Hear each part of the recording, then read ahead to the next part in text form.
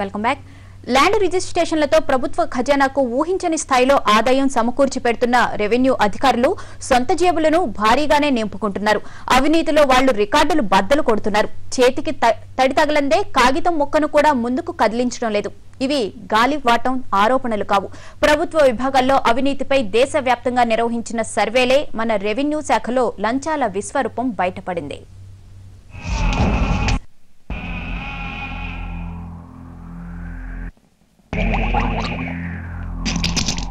కాదంటలేదు పెద్ద ఆయన, పద్ధతి అంటూ ఉంది కదా.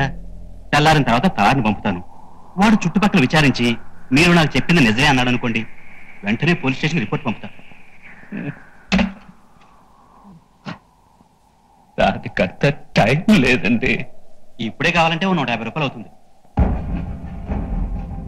భగవంతుడా, రెత్తితే డబ్బు ఎందుకండి ఎవరి పనులు వాళ్ళు చేయడానికి ఎందుకంటే డబ్బులు అడుగుతారు?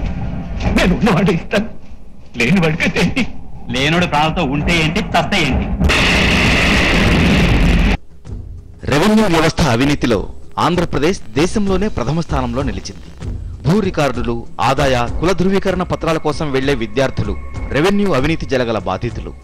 తహసీల్దార్ కార్యాలయం చేతులు తడపనిదే వీరెవరికీ పనులు కావడం లేదు.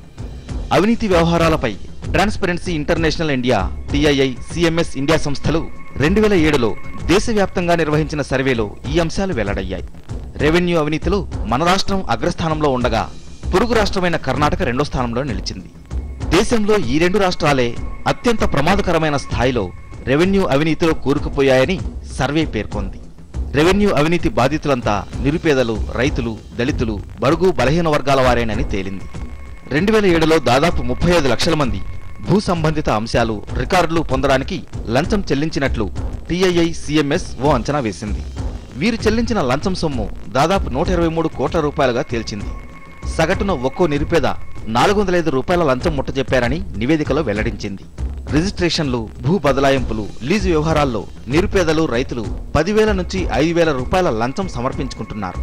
82% మంది నేరుగా లంచం ఇస్తున్నామని సర్వేలో పాల్గొన్న వారు చెప్పారు. రెవెన్యూ కార్యాలయాలకు వెళ్లిన వారిలో 14% మంది ఆదాయ ధృవీకరణ పత్రాల కోసం, 10వ వంతు మంది కుల ధృవీకరణ పత్రాల కోసం వెళుతున్నారు. 23% మందికి పనుల విషయంలో ఎలాంటి ఇబ్బంది ఎదురు కాలేదు. సిబ్బంది అవినీతి వల్ల 51% మంది పనులు క్లిష్టంగా మారాయి. నిరుపేదలు భూ బదలాయింపు కోసం వస్తే 1,00,000 నిబంధనలు చెప్పి అధికారులు కొర్రీలు పెడుతున్నారు. ఉద్యోగులు అందుబాటులో ఉండకపోవడం వల్ల తిరిగి విసిగిపోతున్న జనం అధికారులు ఉన్నప్పుడే లంచం ఇచ్చైనా పనులు చేయించుకుంటున్నారు. రెవెన్యూ రిజిస్ట్రేషన్ శాఖల్లో కంప్యూటరీకరణ ఫలితాలు నిరుపేదలకు దక్కడం లేదని ట్రాన్స్పరెన్సీ సర్వే స్పష్టం చేసింది.